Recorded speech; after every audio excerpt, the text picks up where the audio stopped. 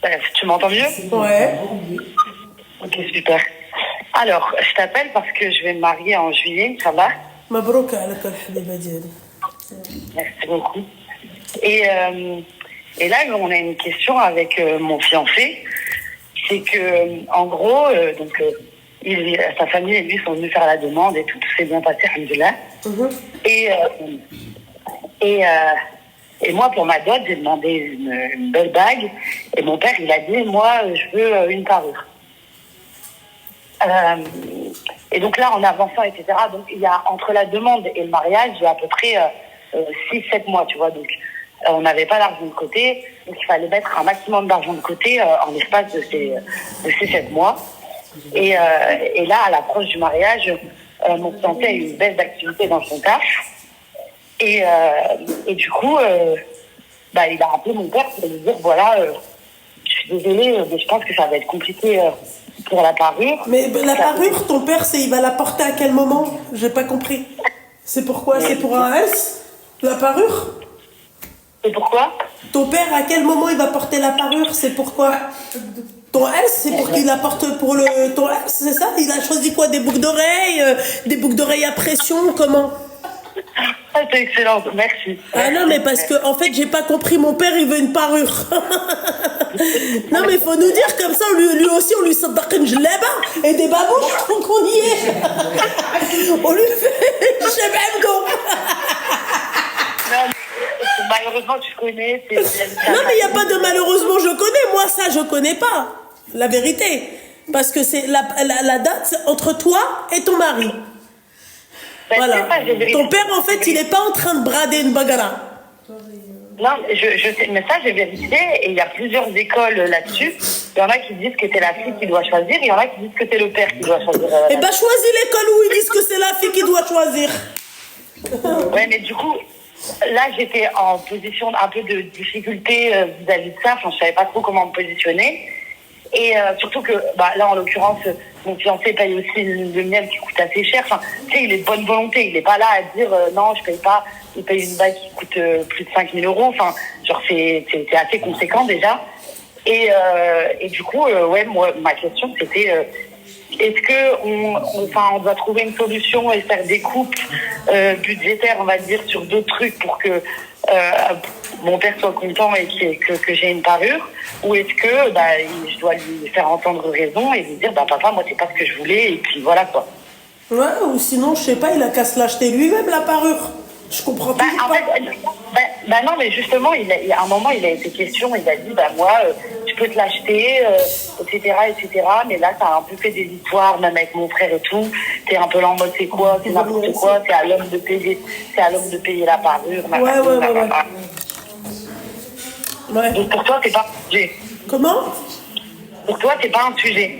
Ah non, mais pour moi, le père n'a pas à intervenir comme la mère n'a pas à intervenir. Moi, j'ai choisi ma dot entre mon mari et moi. C'est ma dot à moi, c'est pas ma mère qui va se marier. Ou la belle-mère, ton père, il veut lui aussi se marier, il va avoir une dot. Bon, après là, il est jaloux de toi. C'est comme ça que je vois ça. Mon père, il veut une parure. Non, mais on est où? Non, mais parce que dans ces cas-là, tu nous dis, hein. On s'attaque une gilaba avec Sherbil, tu vois, on lui fait un faux aussi pendant qu'on y est. Non, mais n'importe quoi. Ok. Voilà. Ok. Ça me rassure de savoir qu'on n'est pas fou. Ah non. Ok, super. Je te remercie et bonne soirée. T'es super comme personne. Merci beaucoup, mon petit cœur. Fais attention à toi, mon brocal. Et tu fais avec les moyens du bord, d'accord? Ouais, surtout quand les moyens ils sont déjà, alhamdoulilah, ça va quoi. Enfin, faut pas demander la lune non plus, donc voilà. Ok. Je te remercie. Bonne soirée. Merci. Hey, bisous. Bisous. Rappelez-moi encore une fois avec un haut-parleur ou un truc comme ça va pas le faire. Je vous le dis, moi. Nari, salif abla, tahliya ala rasi. Allô? Oui. Alaykoum salam, je vais bien. Et toi?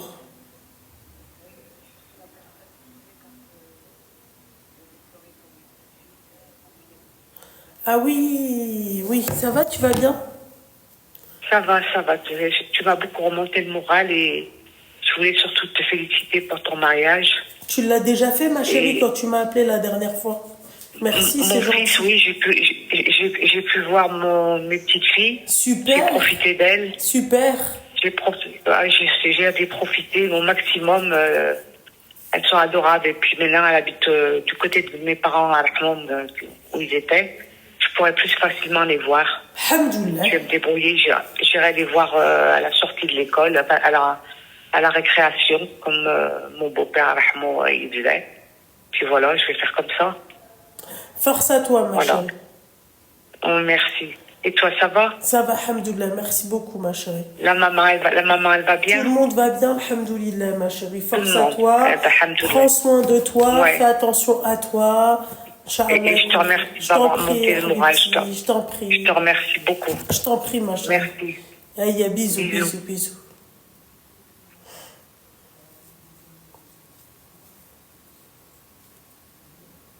C'est dur quand tu crées des massacres le walidine. Voilà pourquoi l'éducation c'est très important. Les ingrats, je déteste ça, les ingrats. Allô? Ah. Alaykoum salam, ça va et toi?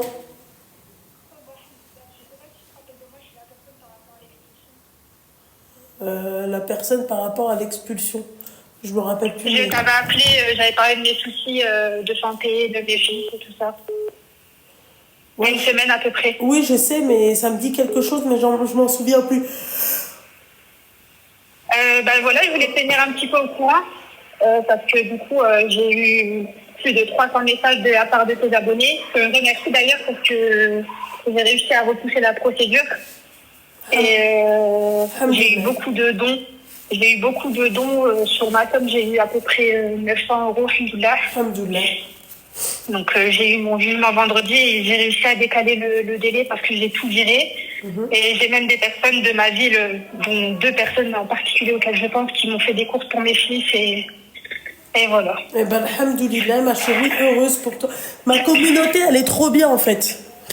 Franchement, et ouais. puis il y en a qui m'ont ajouté sur d'autres réseaux sociaux et tout ça pour avoir les preuves parce que voilà, je comprends que les personnes ne Ah bah oui, ce qui est normal, en tout cas, c'est manquerait plus qui donne sans savoir. Bah ouais. Ah oui, voilà. Bah c'est voilà. pour ça que j'avais voilà. envoyé aussi les documents et tout ça. Eh ben écoute ma chérie, heureuse, j'espère que tu as utilisé cet argent pour ta dette, d'accord? Ah oui, j'ai 2 personnes qui font de ma ville qui m'ont accompagnée et tout ça. Et donc voilà, j'ai récolté, j'ai tout envoyé. Donc j'ai réussi à décaler la procédure parce que j'ai envoyé une grosse somme d'un coup et puis voilà. Ouais, merci ma chérie. Force à toi. Je te remercie beaucoup et franchement, t'as une belle communauté. Et comme je disais aux personnes, j'avais personne de ma famille et j'ai pu compter sur vous. Et donc je te remercie vraiment beaucoup de m'avoir permis d'obtenir de l'aide comme ça. Eh ben, je t'en prie ma chérie. Merci, barakallahu fik ma chérie. Force à toi ma belle. Et que Dieu te préserve tes enfants ma chérie. Je t'en prie ma belle. Amin, amin, merci. Bon courage à toi, bonne soirée. Yallah, bonne soirée. Bande de bâtards. Jess, t'es vraiment une qaha. Qaha de compète. Hein. Vraiment. C'est un truc de ouf, quoi. Il n'y a pas d'autres... vous voyez pas d'autres... je sais pas moi. Appelez-moi pour des problèmes, s'il vous plaît. On cherche les problèmes. Putain. Appelez-moi pour des problèmes, s'il vous plaît.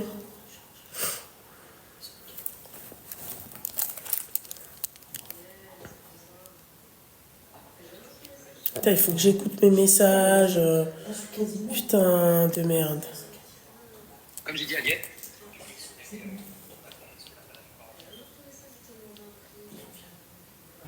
Allô?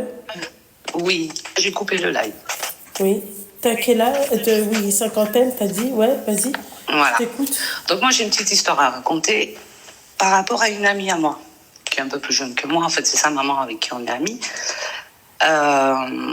Donc ça fait 2 ans qu'on se connaît assez bien, qu'on part en vacances ensemble et que bon, elle me racontait ses déboires avec un jeune homme qu'elle a rencontré. Sympa. Voilà, un coup ça se passe bien, un coup ça se passe mal. Et l'année dernière, ce jeune homme, donc elle nous le présente et tout. Bon, moi je suis pas sa maman, je veux pas je vais pas la juger, ça me plaît pas beaucoup. J'ai l'âge à sa maman, donc je la prends en affection et je l'écoute. Mais il y a quelque chose qui va pas. Donc ce qui se passe, c'est que l'été dernier, on était en vacances et elle est venue avec ce jeune homme. Elle devait rejoindre ses parents dans une autre ville, plus tard. Elle reste avec lui une semaine, il la laisse tomber, il fait pas attention à elle, rien à foutre. Et avec mon mari, on était là, mais on a un petit peu ramassé les pots cassés, comme on dit. Elle s'est retrouvée toute seule, pas avec très peu d'argent. Je lui ai dit, écoute, la meilleure des choses, c'est de rejoindre ta famille là où vous devez vous rejoindre. Elle reste quand même une petite semaine avec une autre amie à elle, et puis elle rentre, donc septembre. Moi, je rentre aussi de vacances. Et là, elle m'appelle en me disant que ça va mal, qu'ils sont plus ensemble. Je dis, écoute, t'es une jolie fille, prends ta vie en main, fais autre chose, prends-toi pas la tête et surtout cherche-toi un taf, quoi. Donc, elle ne m'écoute pas trop, oui, non. Et on apprend par la suite que ce monsieur s'est marié en septembre. Au bout de je crois qu'elle était restée 2 ans de relation avec lui. Elle lui a prêté de l'argent? On a fait plus que ça.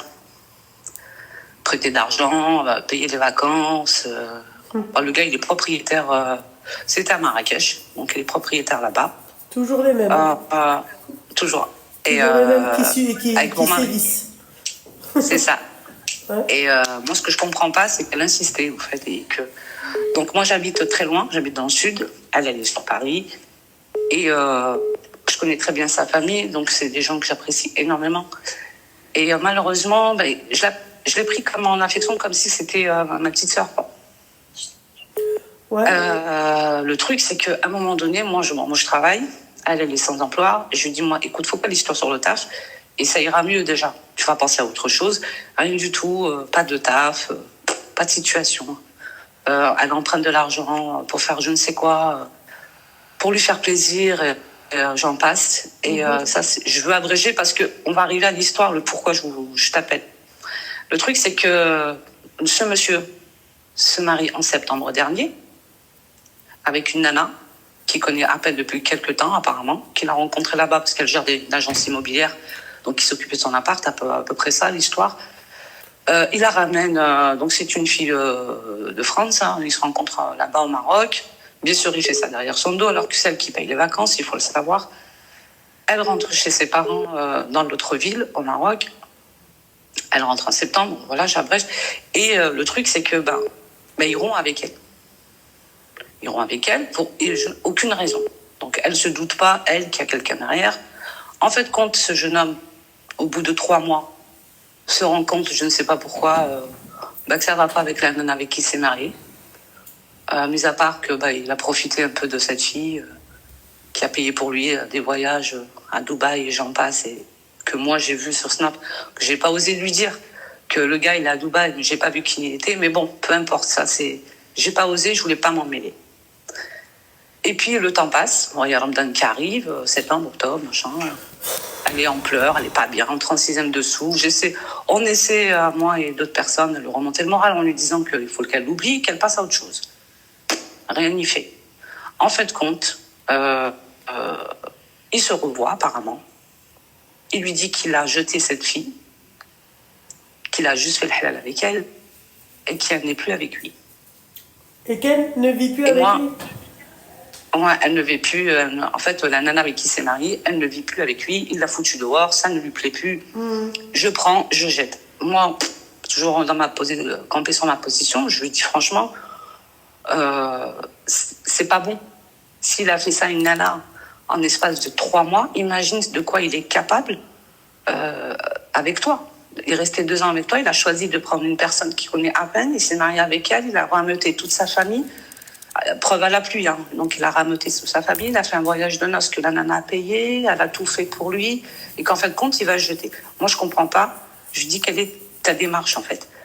Malgré toutes malgré tout ce que j'ai pu lui dire, où j'ai insisté, où j'ai dit franchement, j'en ai marre, en fait, de t'écouter. Sa maman, je l'ai eue, elle m'a dit je peux rien faire, elle m'écoute pas. J'ai dit mais franchement, Je comprends pas comment on puisse accepter un truc pareil. Fête Ramadan, donc apparemment ils se remettent ensemble. Et elle me dit, il va venir me demander en mariage. Je lui dis, ok. Je lui dis, franchement, c'est pas une bonne idée. C'est mon opinion. Après, tu fais ce que tu veux. Tu peux abréger, s'il te plaît? Ben, j'abrège. Donc, le mariage arrive. À 3 semaines du mariage, elle m'appelle en pleurs. Enfin, en pleurs. Un soir, je rentrais du taf et elle m'appelle, elle insiste. J'ai pas envie de répondre. Je t'avoue que, ras-le-bol, j'ai pas envie de répondre. Et elle m'appelle pour me dire qu'il vient de la fracasser, en fait. Donc, la demande en mariage était faite et tout. Hein. Il l'avait défoncé dans la voiture pour je ne sais pas quoi. Voilà, parce qu'elle lui a dit que c'était un gigolo, que machin, que... Bref, ils se sont un peu plus ou moins insultés. Et elle me dit, il m'a fracassé. Je lui ai dit, t'as déjà frappé? Elle me dit, non, c'est la première fois, je suis choquée. Je lui ai dit, tu comptes faire quoi? Elle me dit, je sais pas. C'est le soir même où il la frappe. Je connais sa maman, je connais sa famille, se connaissait. Je sais pas quoi faire. Le mariage est à 3 semaines. Je lui dis, moi, écoute, ce que tu es en train de me dire, moi, ça ne passe pas. Je ne peux pas l'accepter. Il y a un truc que je ne comprends pas. Qu'est-ce que toi, tu comptes faire? Elle me dit, ouais, on a mes parents, ils ont donné un acompte pour ci, pour machin. Je lui dis, mais quand bien même, je lui dis, tu imagines la vie de merde que tu vas avoir ou pas? Donc, elle refuse, à mon avis. Elle m'envoie un message en me disant, j'espère que tu seras là au mariage. Donc, moi, c'était un non catégorique. Je lui dis, je ne peux pas cautionner et assister à ça. Et le voir en face de ma gueule, je dis, je peux pas. Je dis, si toi, tu fais le choix, moi, je fais le choix de rester chez moi et je ne viendrai pas. Et depuis, je passe pour la méchante aux yeux de tout le monde. Voilà. Parce que je ne suis pas venue, que ma présence, bon, je comprends pas pourquoi trop, mais donc j'ai eu quand même sa maman qui a insisté, au début, elle ne le savait pas, qui a insisté à savoir pourquoi je ne venais pas. Je n'ai pas voulu lui dire, elle m'a fait jurer. Je lui ai dit, écoute, il faut que tu poses la question à ta fille parce qu'il y a un truc qui ne va pas. Et si je ne viens pas, elle me connaît, c'est qu'il y a une bonne raison. J'ai eu son jeune frère qui m'a appelé, qui me connaît. Il me dit, j'aimerais savoir. Je lui dis, tu le sais pertinemment ce qui s'est passé. D'accord. Mais en fait, tout le monde ferme les yeux. Ben, je comprends pas. Voilà, mon histoire, c'est que malgré tout ça, au jour d'aujourd'hui, bon, elle a fait son truc, c'est très bien. Ça s'est passé le week-end dernier. Je ne suis pas allée. Eh ben, je passe pour la méchante. Et en gros, moi, j'ai été ghostée, quoi. Bah, fais-toi ghoster. C'est pas grave. Ah oui, quand même, franchement. Problème. Ah non, c'est pas grave. Il n'est pas là le problème. C'était juste pour raconter une histoire que malgré. Comment t'expliquer? On essaie de faire du bien et de donner des conseils à des personnes, mais ces personnes n'écoutent pas. Et qu'en fait, compte, on passe pour les mauvais dans l'histoire. C'était juste, voilà, mon histoire à raconter. Et ça m'est resté en travers de la gorge. Et que je me dis, beaucoup de temps consacré, pas mal c'est pour ça belle amitié. Il ne faut pas consacrer beaucoup de temps. Enfin, de temps consacré, je me comprends. Hein. C'est-à-dire à écouter, à essayer de conseiller quelqu'un. Et je me dis que maintenant, c'est fini. Voilà. On dit qu'il n'y avait pas de moustiques ici. Donc voilà, c'était ça mon truc, mon histoire. Eh ben écoute, force à toi, ma chérie. T'as bien fait. Ah oui, pas de souci. Voilà, moi c'était juste ma décision. Moi j'estime que j'étais en droit de dire non, de ne pas venir assister. J'ai pas voulu y aller pour assister à ça. Non. Voilà. Après, on le prend comme on le prend, mais tant pis. Voilà. Force à toi, ma chérie. Merci. En tout cas, continue. Force à toi aussi. Merci. Ça fait quelques années que je t'écoute. Merci beaucoup, ma chérie.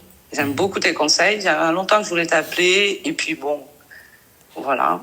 Moi, j'ai pas trop de croustilles, à part cette dernière anecdote qui m'est arrivée récemment. Je ne m'y reprendrai pas 2 fois. Voilà. Eh ben, merci, en tout cas, je te souhaite une bonne fin de voyage, parce que je vois que tu es à Faro. Profites-en bien. Merci beaucoup, c'est gentil. Et passe un bon séjour. Merci. Bisous. Bisous. Bye. Alors là, j'accepte pas. Hein. Live. Oui. T'as quel âge? Oui, cinquantaine, t'as dit? Ouais, vas-y.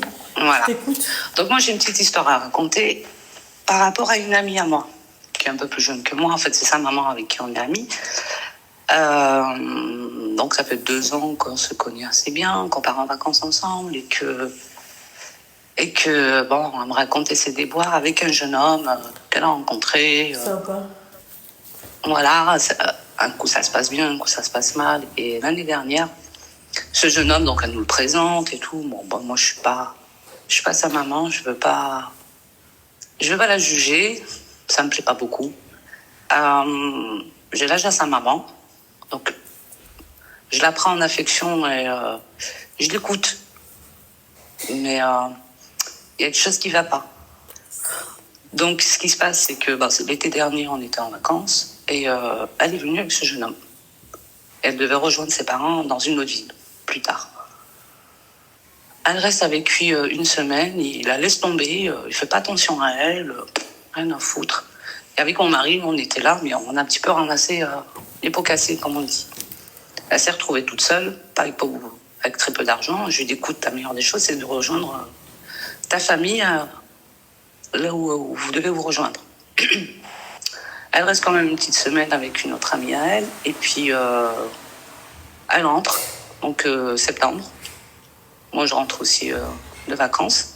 Et là, elle m'appelle en me disant que ça va mal, qu'ils sont plus ensemble. Je dis, écoute, t'es une jolie fille, prends ta vie en main, fais autre chose, prends-toi pas la tête et surtout cherche-toi un taf, quoi. Donc, elle ne m'écoute pas trop, oui, non. Et on apprend par la suite que ce monsieur s'est marié en septembre. Au bout de je crois qu'elle était restée 2 ans de relation avec lui. Elle lui a prêté de l'argent? On a fait plus que ça. Prêter d'argent, payer les vacances. Le gars, il est propriétaire. C'était à Marrakech, donc il est propriétaire là-bas. Toujours les mêmes. Toujours. Toujours les mêmes qui sévissent. C'est ça. Ouais. Et moi, ce que je comprends pas, c'est qu'elle insistait, en fait. Donc, moi, j'habite très loin, j'habite dans le sud. Elle est sur Paris. Et je connais très bien sa famille, donc c'est des gens que j'apprécie énormément. Et malheureusement, je l'ai pris comme en affection, comme si c'était ma petite sœur. Ouais. Le truc, c'est qu'à un moment donné, moi, je travaille. Elle est sans emploi. Je lui dis, moi, écoute, faut pas l'histoire sur le taf. Et ça ira mieux déjà. Tu vas penser à autre chose. Rien du tout, pas de taf, pas de situation. Elle emprunte de l'argent pour faire je ne sais quoi, pour lui faire plaisir. J'en passe. Et ça, je veux abréger parce qu'on va arriver à l'histoire, le pourquoi je t'appelle. Le truc, c'est que ce monsieur se marie en septembre dernier avec une nana qu'il connaît à peine depuis quelques temps, apparemment, qu'il a rencontrée là-bas parce qu'elle gère une agence immobilière, donc il s'occupait de son appart, à peu près ça, l'histoire. Il la ramène, donc c'est une fille de France, hein, ils se rencontrent là-bas au Maroc. Bien sûr, il fait ça derrière son dos, alors que celle qui paye les vacances, il faut le savoir. Elle rentre chez ses parents dans l'autre ville, au Maroc. Elle rentre en septembre, voilà, j'abrège. Et le truc, c'est que ils iront avec elle. Ils iront avec elle pour aucune raison. Donc, elle ne se doute pas, elle, qu'il y a quelqu'un derrière. En fait, compte, ce jeune homme, au bout de 3 mois, se rend compte, je ne sais pas pourquoi, que ça ne va pas avec la nana avec qui il s'est marié. Mis à part que il a profité un peu de cette fille qui a payé pour lui des voyages à Dubaï et j'en passe, et que moi j'ai vu sur Snap, que j'ai pas osé lui dire que le gars il est à Dubaï, mais j'ai pas vu qui il était, mais bon, peu importe, ça j'ai pas osé, je voulais pas m'en mêler. Et puis le temps passe, il y a Ramadan qui arrive, septembre, octobre, machin. Elle est en pleurs, elle est pas bien, en 36e dessous. On essaie, moi et d'autres personnes, de lui remonter le moral en lui disant qu'il faut qu'elle l'oublie, qu'elle passe à autre chose. Rien n'y fait. En fait, compte, il se revoit apparemment. Il lui dit qu'il a jeté cette fille, qu'il a juste fait le halal avec elle et qu'elle n'est plus avec lui.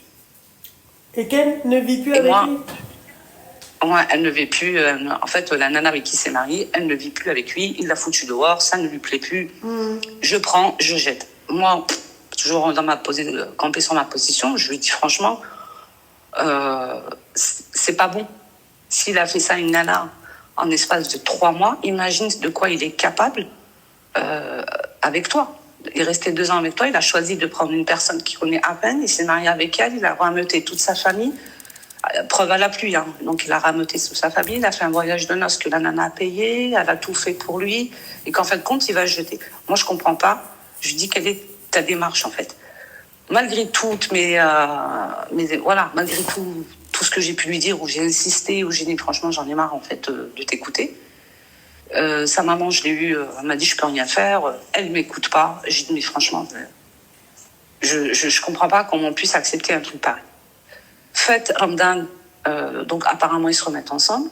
Et elle me dit, il va me venir me demander en mariage. Je lui dis, ok. Je lui dis, franchement, c'est pas une bonne idée. C'est mon opinion. Après, tu fais ce que tu veux. Tu peux abréger, s'il te plaît? Ben, j'abrège. Donc, le mariage arrive. À 3 semaines du mariage, elle m'appelle en pleurs. Enfin, en pleurs. Un soir, je rentrais du taf et elle m'appelle, elle insiste, j'ai pas envie de répondre. Je t'avoue que, ras-le-bol, j'ai pas envie de répondre. Et elle m'appelle pour me dire qu'il vient de la fracasser, en fait. Donc, la demande en mariage était faite et tout. Hein. Il l'avait défoncée dans la voiture pour je ne sais pas quoi. Voilà, parce qu'elle lui a dit que c'était un gigolo, que machin, que... Bref, ils se sont un peu plus ou moins insultés. Et elle me dit, il m'a fracassé. Je lui ai dit, t'as déjà frappé? Elle me dit, non, c'est la première fois, je suis choquée. Je lui ai dit, tu comptes faire quoi? Elle me dit, je sais pas. C'est le soir même où il la frappe. Je connais sa maman, je connais sa famille, se connaissait. Je sais pas quoi faire. Le mariage est à 3 semaines. Je lui ai dit, moi, écoute, ce que tu es en train de me dire, moi, ça ne passe pas. Je ne peux pas l'accepter. Il y a un truc que je ne comprends pas. Qu'est-ce que toi, tu comptes faire? Elle me dit, ouais, on a donné, mes parents, ils ont donné un acompte pour ci, pour machin. Je lui dis, mais quand bien même, je lui dis, tu imagines la vie de merde que tu vas avoir ou pas? Donc, elle refuse, à mon avis. Elle m'envoie un message en me disant, j'espère que tu seras là au mariage. Donc, moi, c'était un non catégorique.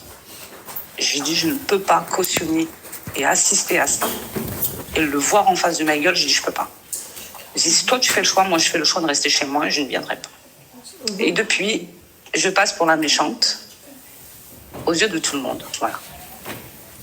Parce que je ne suis pas venue, que ma présence, bon, je comprends pas pourquoi trop, mais donc j'ai eu quand même sa maman qui a insisté, au début, elle ne le savait pas, qui a insisté à savoir pourquoi je ne venais pas. Je n'ai pas voulu lui dire, elle m'a fait jurer. Je lui ai dit, écoute, il faut que tu poses la question à ta fille parce qu'il y a un truc qui ne va pas. Et si je ne viens pas, elle me connaît, c'est qu'il y a une bonne raison. J'ai eu son jeune frère qui m'a appelé, qui me connaît. Il me dit, j'aimerais savoir. Je lui dis, tu le sais pertinemment ce qui s'est passé. D'accord. Je dis, mais en fait, tout le monde ferme les yeux. Ben, je comprends pas.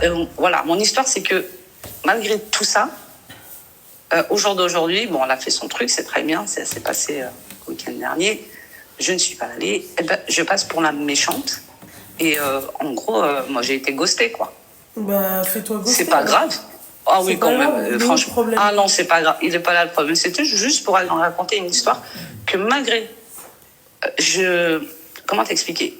On essaie de faire du bien et de donner des conseils à des personnes, mais ces personnes n'écoutent pas. Et qu'en fait, compte, on passe pour les mauvais dans l'histoire. C'était juste, voilà, mon histoire à raconter. Et ça m'est resté en travers de la gorge. Et que je me dis, beaucoup de temps consacré, pas mal c'est pour ça belle amitié. Il ne faut pas consacrer beaucoup de temps. Enfin, de temps consacré, je me comprends. Hein. C'est-à-dire à écouter, à essayer de conseiller quelqu'un. Et je me dis que maintenant, c'est fini. Voilà. On dit qu'il n'y avait pas de moustiques ici. Donc voilà, c'était ça mon truc, mon histoire. Eh ben écoute, force à toi, ma chérie. T'as bien fait. Oui, pas de souci. Voilà, moi c'était juste ma décision. Moi j'estime que j'étais en droit de dire non, de ne pas venir assister. J'ai pas voulu y aller pour assister à ça. Mais voilà. Après, on le prend comme on le prend, mais tant pis. Voilà. Force à toi, ma chérie. Merci. En tout cas, continue. Force à toi aussi. Merci. Ça fait quelques années que je t'écoute. Merci beaucoup, ma chérie. J'aime beaucoup tes conseils. Il y a longtemps que je voulais t'appeler. Et puis bon, voilà. Moi, j'ai pas trop de croustilles, à part cette dernière anecdote qui m'est arrivée récemment. Je ne m'y reprendrai pas 2 fois. Voilà.